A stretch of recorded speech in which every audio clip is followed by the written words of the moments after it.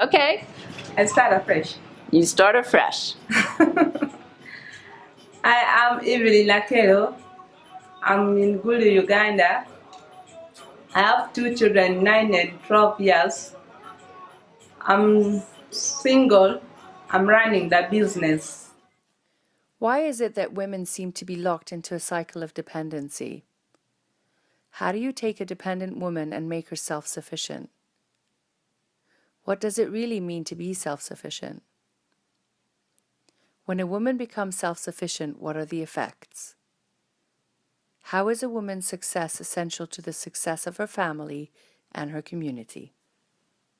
The definition of poverty is the lack of a family's ability to sustain themselves comfortably. The issue with poverty and the reason so many people work to dismantle it is not often poverty itself, but the cycle that it creates. The woman is expected to take care of the family. She's expected to get the kids clothed, get everybody in the family fed, make sure that the house is clean, do all the cooking, and make sure the kids' school fees are paid. Well, if she doesn't have a business, there's only one way she's being able to do all that, and that is to get money from her husband. And so every day she's going to her husband, or every few days asking for money to buy food, money for the kids' clothing, and it is really a culture of dependency. That's very difficult, and it is not necessarily that a husband doesn't want to give the wife money. He may not have any money. The unemployment in the countries that we work in is extremely high. So he doesn't have any money. He gets frustrated that his wife is asking for money. He thinks it's her job to take care of the household and the children, which of course she can't do unless he gives her money. So you just get into this really degenerating cycle that nobody can break out of, a cycle of poverty, a cycle of emotional dependence, a cycle of frustration for everybody. This cycle causes psychological and emotional damage to those in poverty. Many people have been in poverty from day one, the first day they were born, so their habits of mind are very different from people who have not been in poverty. For example, when you don't have confidence, it's not that you don't have confidence that particular day. You haven't had confidence for years and years, so it's going to take more than just one class to have you change your mind about who you are. You know, most of the people who have been unemployed for a while have depression. A lot of the people that come into our program have been out of work maybe 4 or 5 years or more. And so depression does come in, to it. They have lost their belief in their self. And that's really a big piece of a wider circle overall, is belief.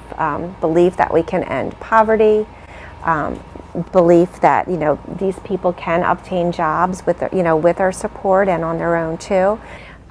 What it is when a community comes together and really supports somebody, that's when they can end, poverty that way. And so that.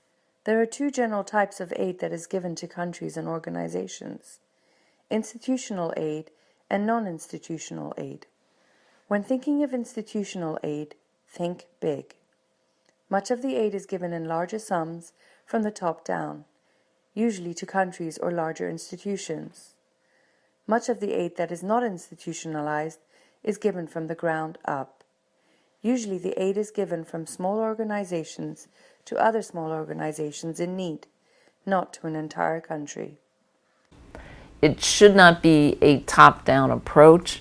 It should be a bottom-up approach, with the women becoming self-sustaining and becoming self-supporting. Microfinancing is a great example of a grassroots approach to aid that starts at the very source. So what is microfinancing? Microfinancing is providing financial services to low-income individuals who do not have access to typical banking services. Microfinancing is the idea that low-income individuals are capable of starting their own businesses and supporting themselves. Microfinancing was based off the concept of the Grameen Bank, created in 1976 by Mohammed Yunus.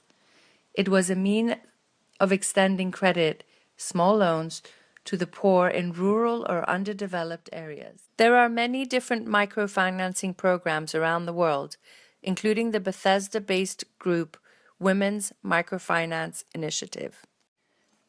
WMI loans money to women in rural African villages. Their approach is unique because they not only loan money, but teach the women business skills that allow them to be self-sustaining and independent. Well, we won't teach them about economics per se. What we will do is teach them extremely practical business skills. The WMI loan process. WMI gives out their loans through a 9-step process. Step 1. Rural women living poverty. Local women go to the microfinancing loan hubs once they have an idea for a business. After they have been vetted by the WMI team, they are then ready for the next phase of the process. Step 2. The women are put into loan programs with approximately 20 other women who are also beginning the program. Step 3. In these loan groups, women are given support from fellow cohorts and more training in running their business. The women learn business skills and record keeping to run a profitable and successful business. Step 4. The women are expected to pay back the loans within the group. If one woman is not able to pay the loan, the other group members could cover her cost. However, the group can decide on whether or not to keep the women in the group. This method, furthermore, teaches accountability and respect for other women going through the program. Step 5.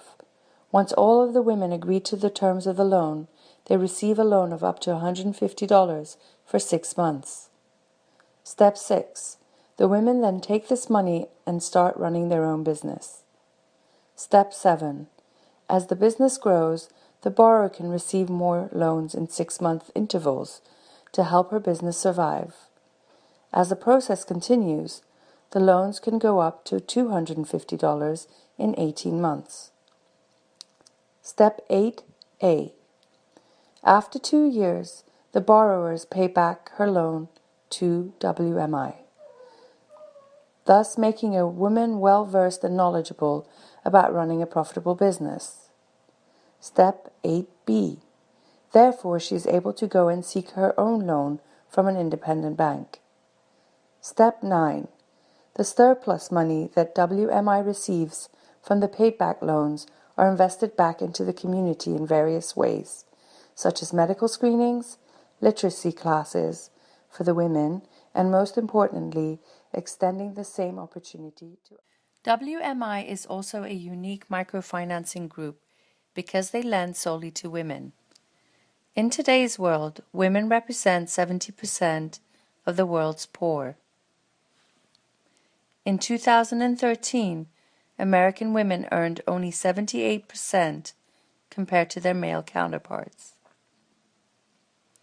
According to statistics, women are more reliable in microfinancing.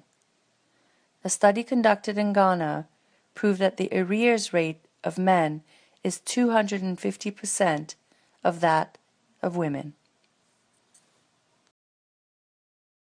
The reason we lend to women is because women pay back, and they also put the money into their family. Whereas some men will choose to spend it on luxury items or drinking, tobacco, anything.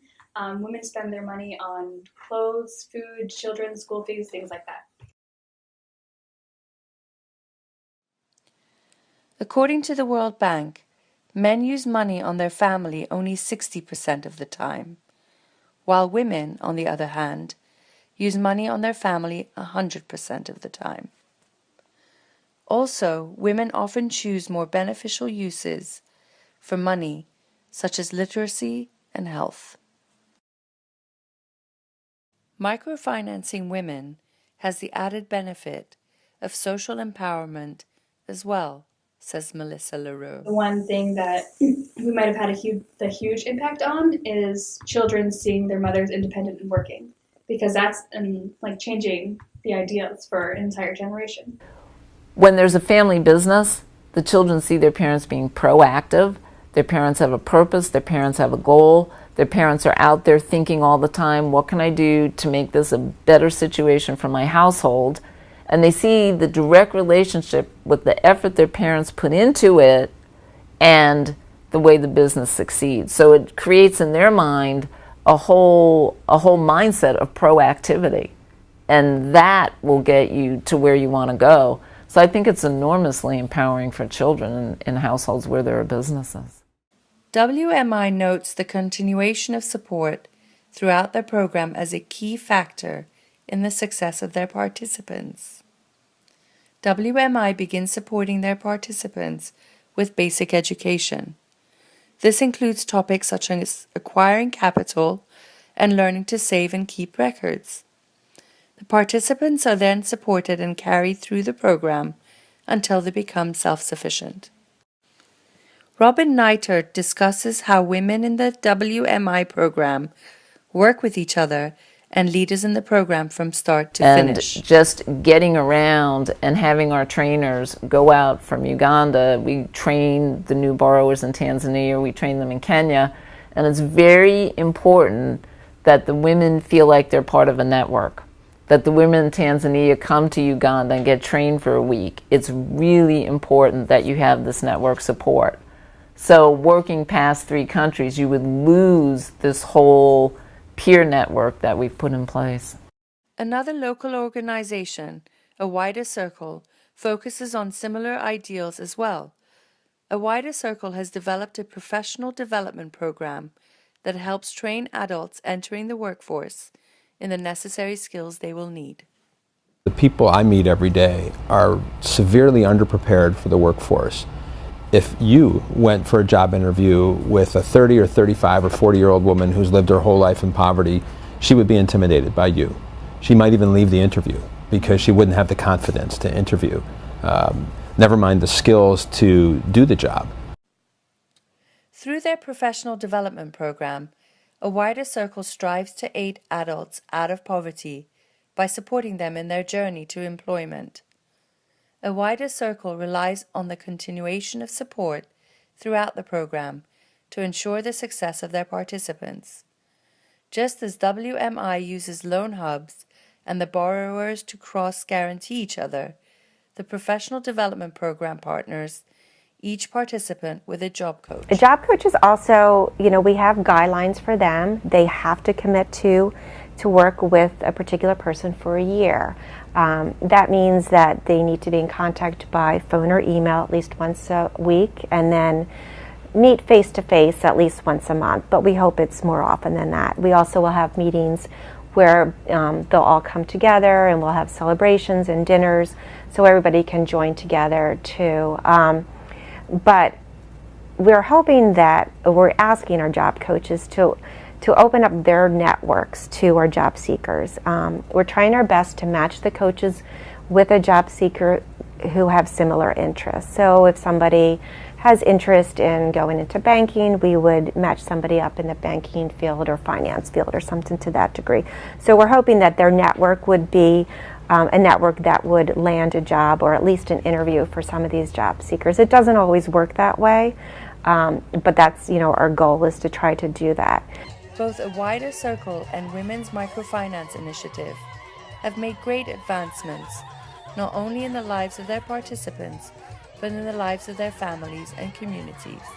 And they change when they start running a successful business. And it is just as you would imagine with anything in life that a person is successful at. It changes your outlook. You become to realize that you can succeed, and if you work hard, you will get ahead. And that's something that frequently is not obvious to people in rural cultures because life is so difficult there. You're going around every day looking for clean water, making sure you have enough food, trying to make sure you can get money for your kids' school fees, and you just can't get ahead. So when you start to see, if I focus on my business and I work really hard and everybody in the family works hard, our business will grow, we'll be able to generate more income, we can improve our household. It's really empowering. And it is just about having them feel like they're no different than anybody else, because they feel different. They feel different when they come to us for basic needs assistance, and they feel different when they come to us for job skills assistance. Because you cannot really help one person who's leading a household without helping everybody else in their family. So one of the things we see is when we are able to help people get a job, and we are still relatively new to this work, that their kids then have a different type of modeling.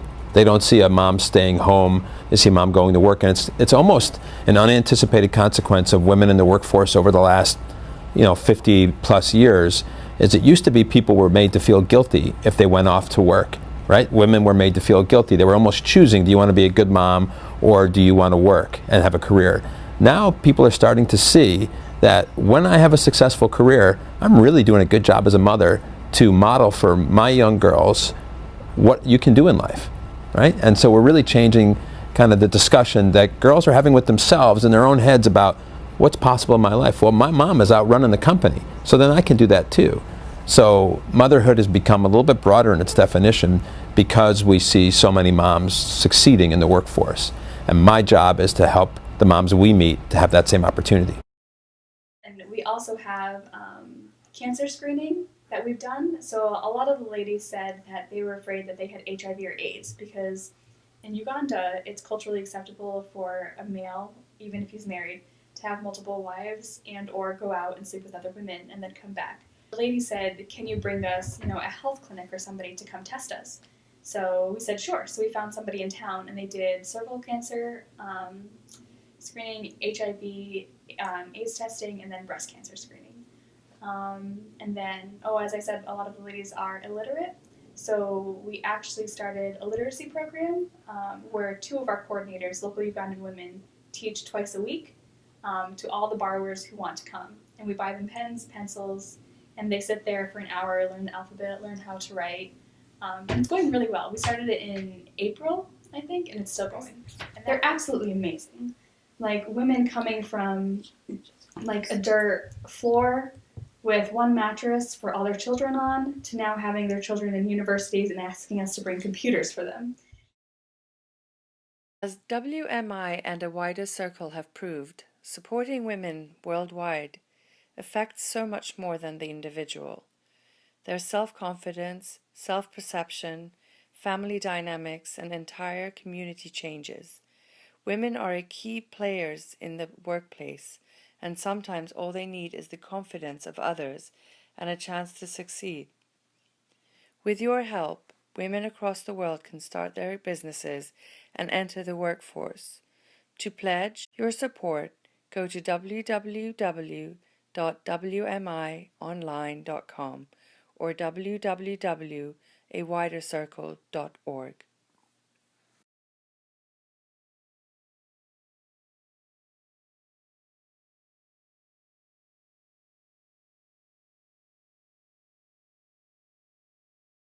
When Mommy had not started getting the loan, we used to be in a miserable life. While in a day, we can eat at one meal. But when she started getting the loan, we can eat twice a day.